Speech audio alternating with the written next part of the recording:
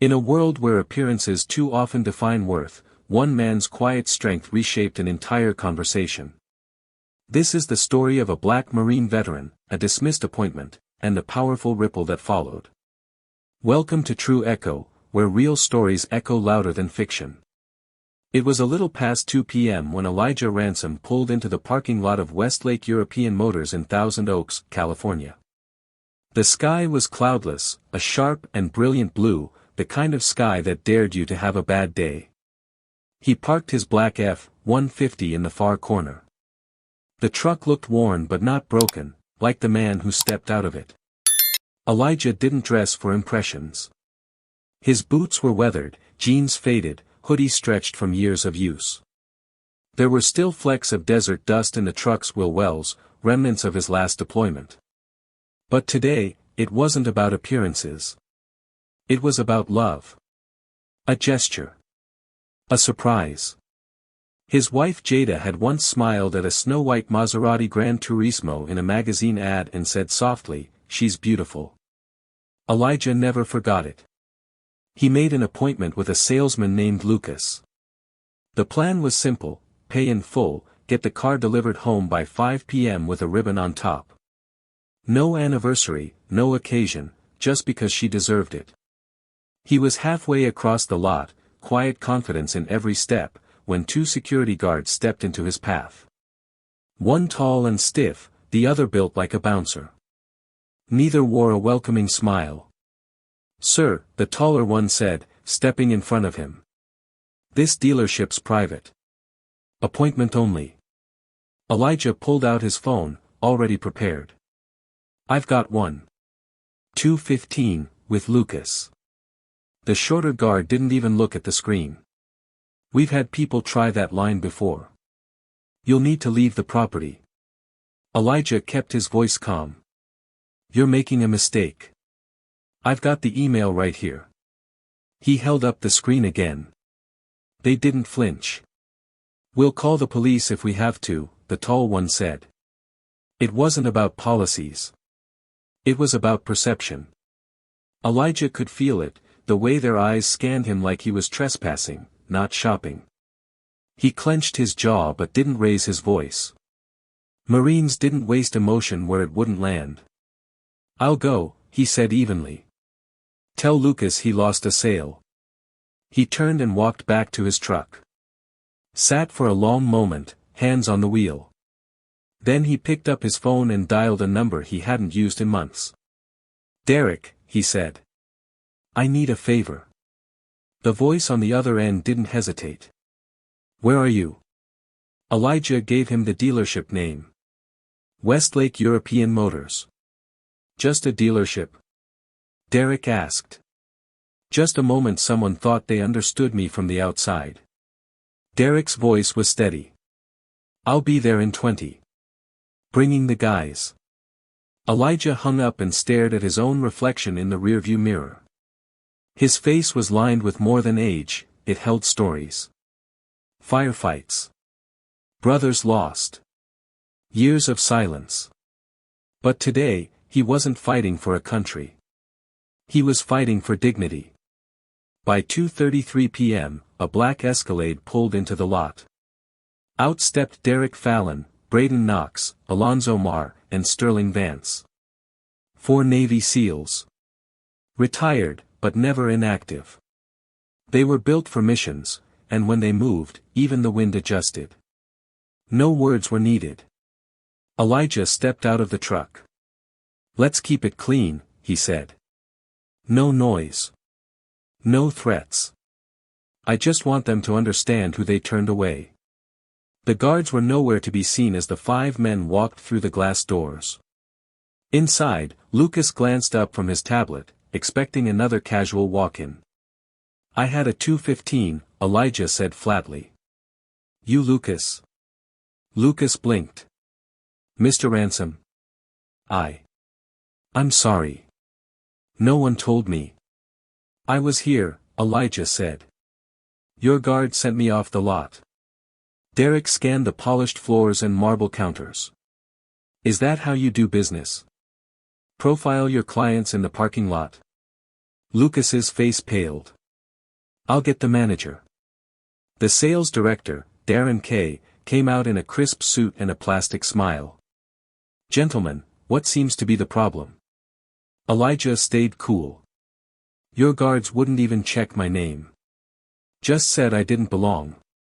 Darren gestured dismissively. A misunderstanding. They've been on edge lately. We've had some incidents. Incidents? Sterling stepped forward. Is showing up with an appointment an incident now? Darren raised his hands. Let's stay calm. We are calm, Elijah replied. You're the one scrambling. Darren promised to review the issue. Offered service packages. Apologies. Excuses. Elijah just stared at the Maserati across the floor. You think this is about oil changes?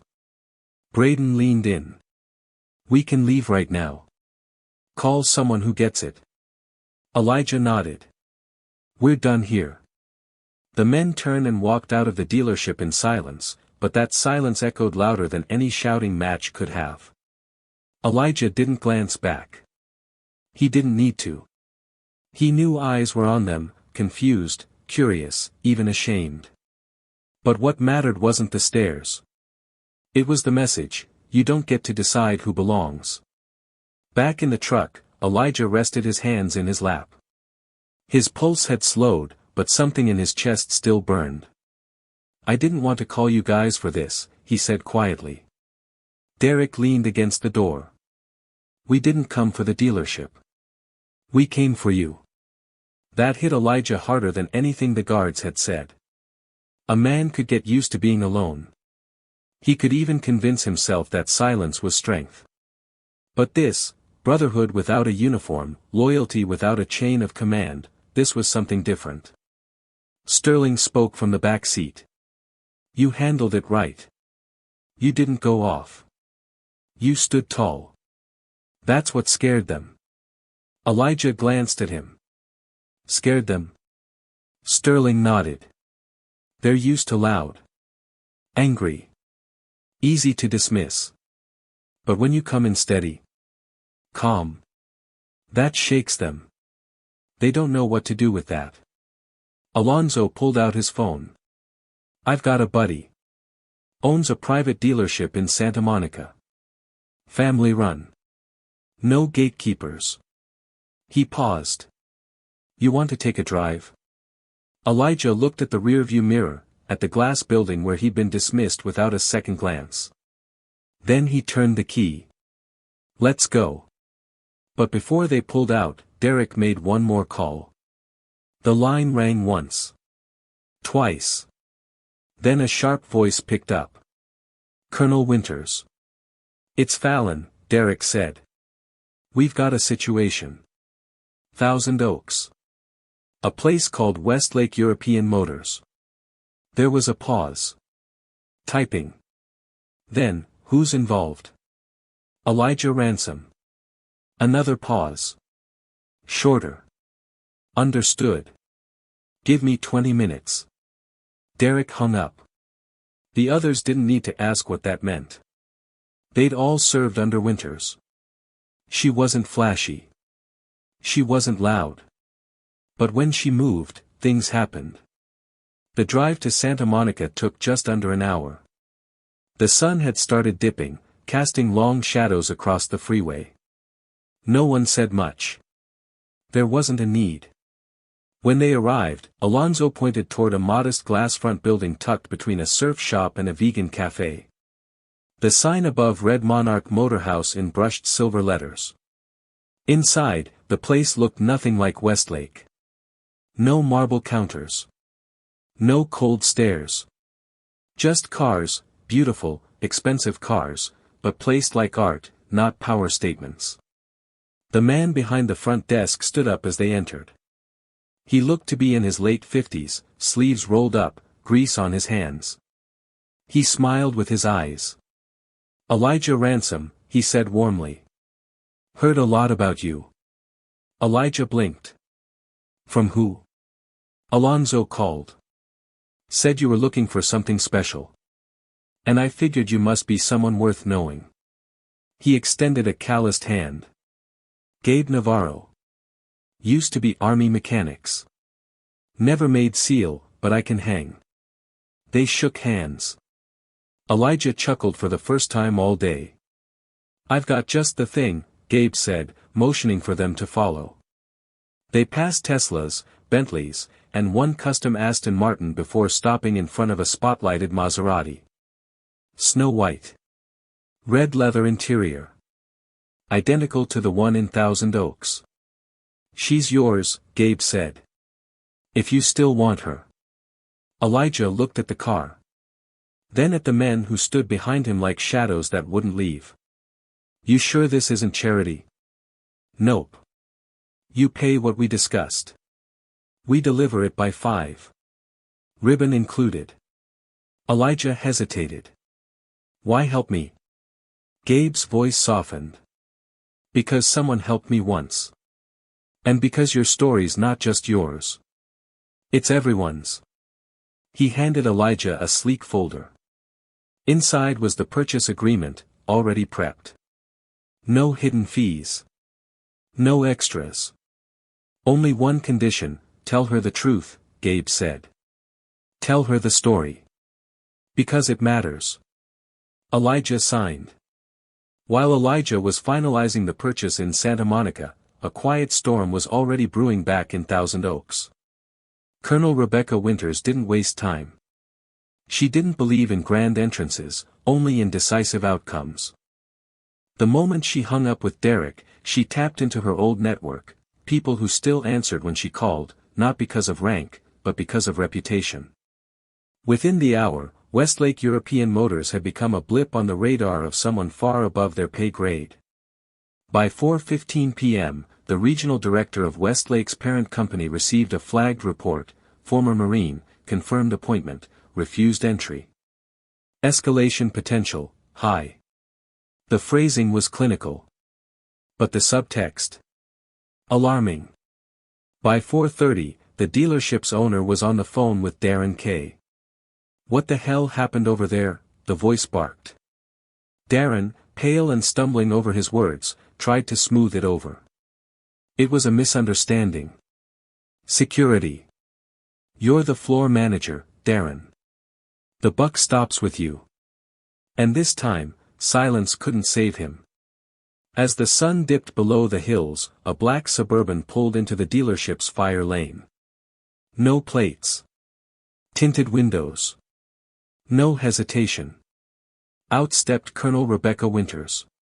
Mid-40s. Sharp-cut blazer. No visible rank, but none was needed. She carried command like armor. Inside, the receptionist stood up quickly. Can I? I'm here for Darren, Winters said calmly. He knows I'm coming. She walked past the front desk like she owned the place. The air shifted behind her. Even the music playing overhead seemed to lower itself. Inside the sales office, Darren stood up from his chair the moment she walked in. Lucas was sitting next to him, fidgeting with the corner of his blazer.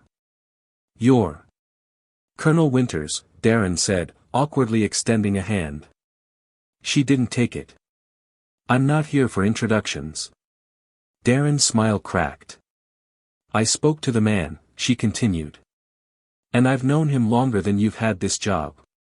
She dropped a piece of paper on the desk.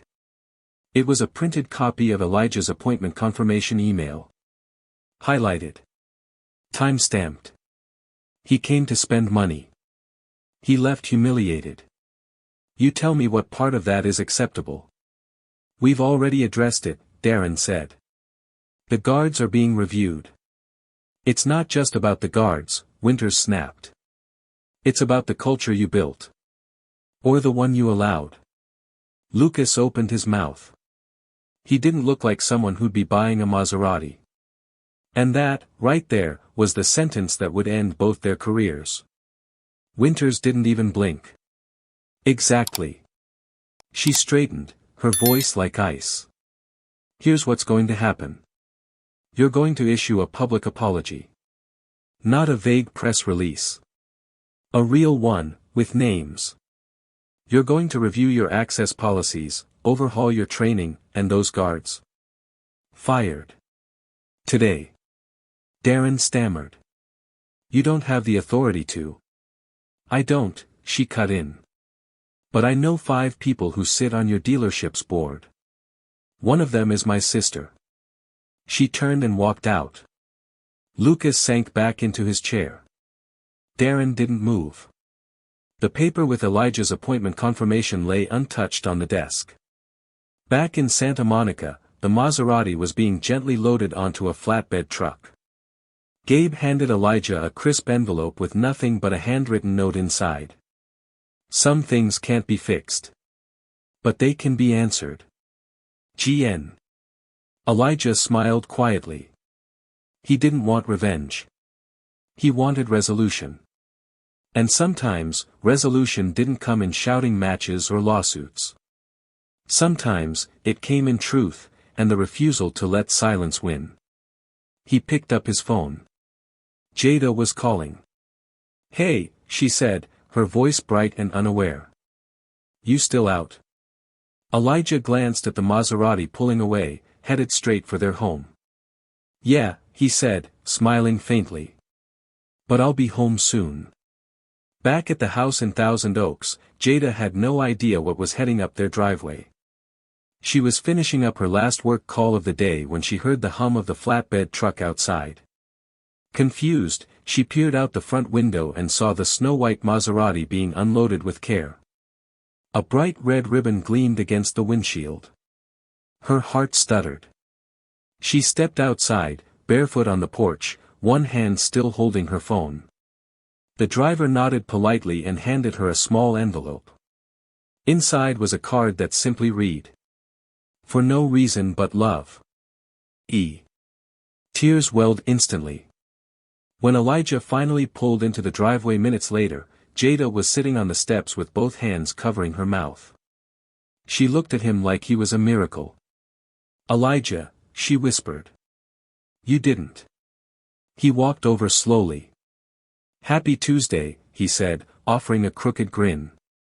She threw her arms around him, laughing through tears. It's beautiful. But, why today? He exhaled. Because today reminded me how much I still have to fight for. That night, over dinner on the back porch, Jada leaned against his shoulder and asked the question she had been holding in. Are you okay? Elijah took a long sip of his tea. I'm tired. From the drive? No, he paused. From the reminders. Jada didn't ask what that meant. She knew. The weariness of having to prove yourself again and again. Of being read wrong from the second you step into a space. Of knowing you have to be exceptional just to be treated equal. I almost didn't call Derek, Elijah admitted. Why didn't you just come home, she asked gently. Because part of me still wants the world to change. And if I'd come home and stayed quiet, it wouldn't have. She nodded and squeezed his hand. Meanwhile, across town, the fallout had begun. At 9 a.m. the next morning, the dealership's website posted a brief apology buried under company updates. It read like legal padding, we regret any inconvenience. We are reviewing our internal procedures. No mention of Elijah's name. No ownership of the facts. It was a move designed to protect, not atone. But what Darren and Lucas didn't understand, what they never could, was that this story had already moved beyond their control. At 10:43 a.m., a copy of the dealership's security footage landed in the inbox of a local reporter from the Thousand Oaks Chronicle. No subject line. No sender name. Just a message. This is how they treat paying customers. The video was under 1 minute. It showed Elijah approaching the entrance, speaking with the guards, showing them his phone, and walking away without raising his voice once. By noon, the video was everywhere. Social media exploded. Marine veteran turned away at Maserati dealership was trending. News vans swarmed the lot. Commentators weighed in. Civil rights leaders reposted. Forums debated. But what caught the public's attention wasn't rage.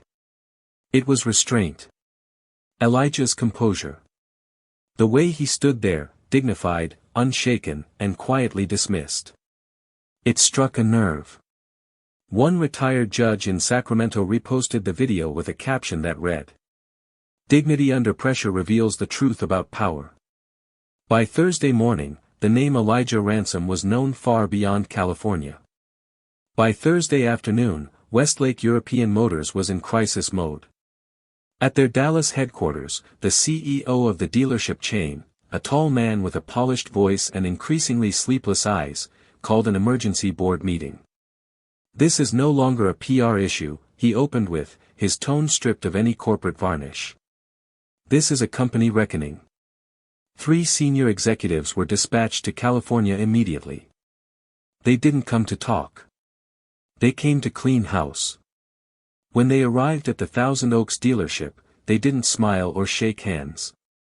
They walked straight through the showroom, ignoring the curious stares of rattled employees. Straight to Darren's office. Inside, Darren looked like a man already standing in his own grave. One of the executives, a silver-haired woman named Andrea Langley, placed her briefcase on his desk with mechanical precision. "You were given trust," she said flatly. "You broke it." "I've already drafted a second apology," Darren began. "A better one. With names. Full accountability." Andrea raised her hand.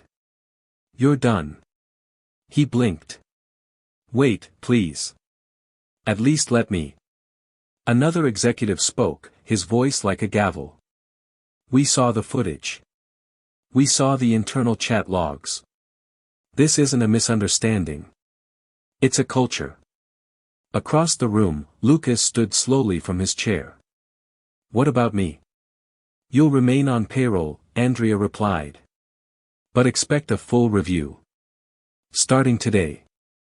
The temperature in the room dropped by 10 degrees. Not because of anger.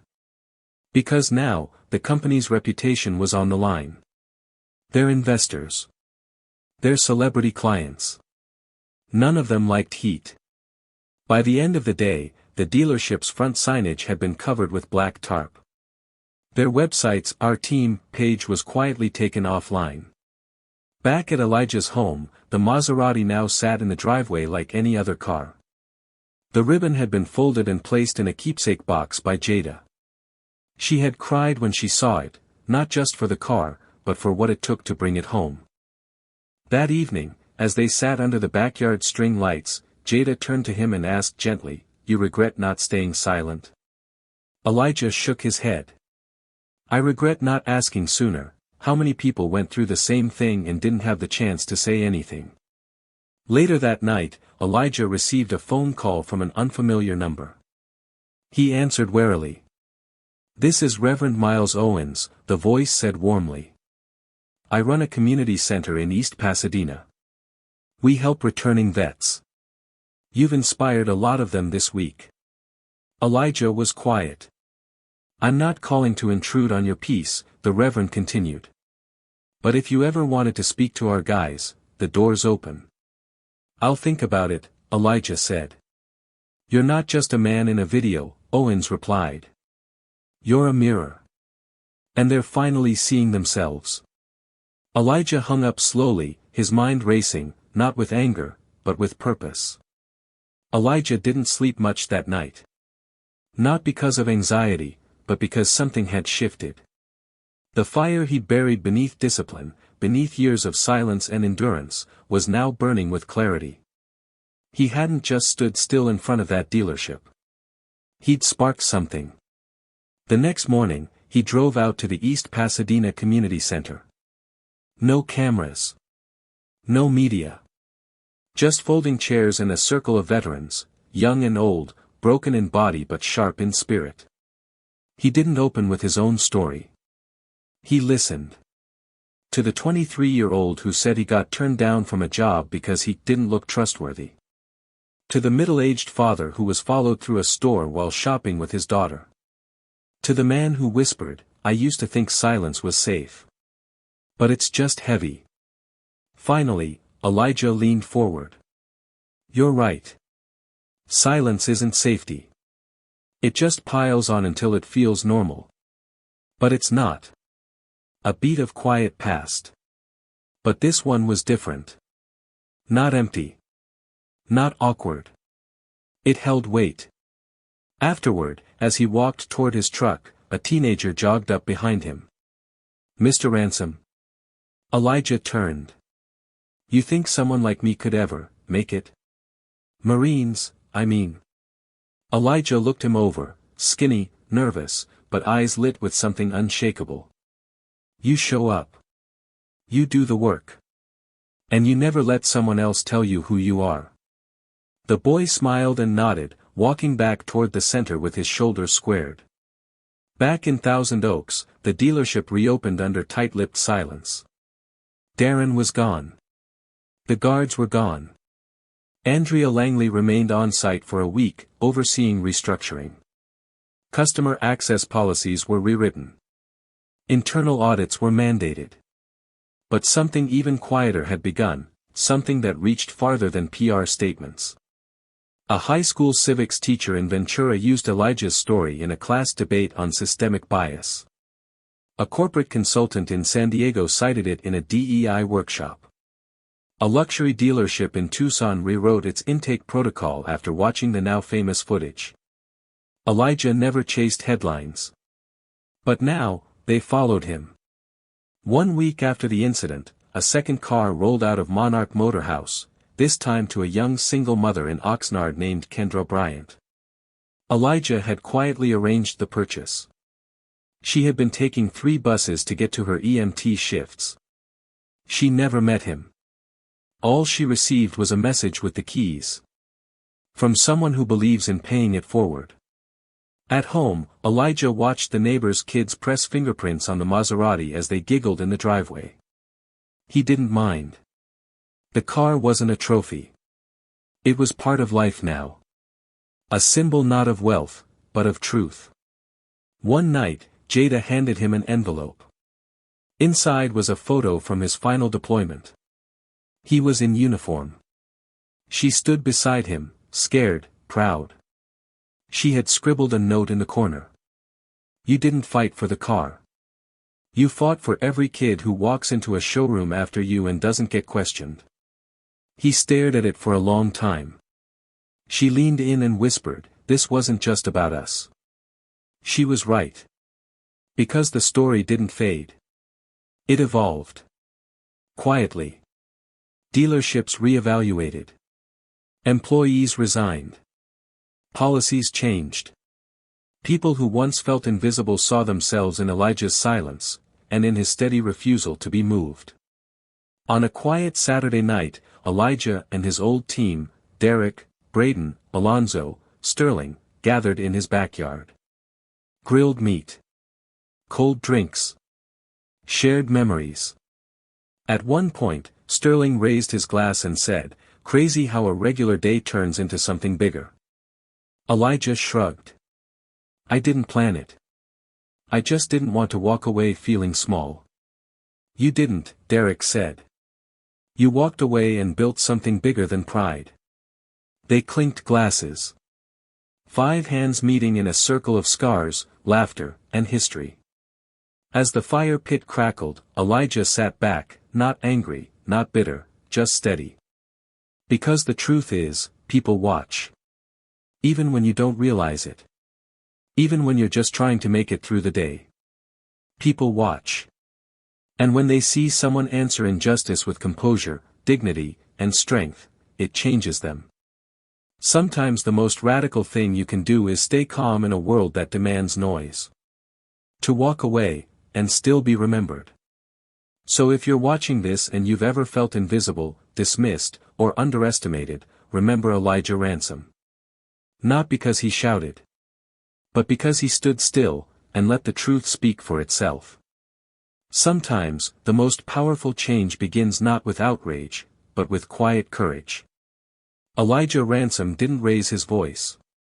He didn't make threats. He stood his ground with dignity, and the world moved because of it. You don't have to yell to be heard. You just have to mean it. If this story moved you, share it. Talk about it. And remember, change begins with reflection, not just reaction. Subscribe to True Echo for more powerful real-life stories that challenge the world, and remind us of who we can choose to be.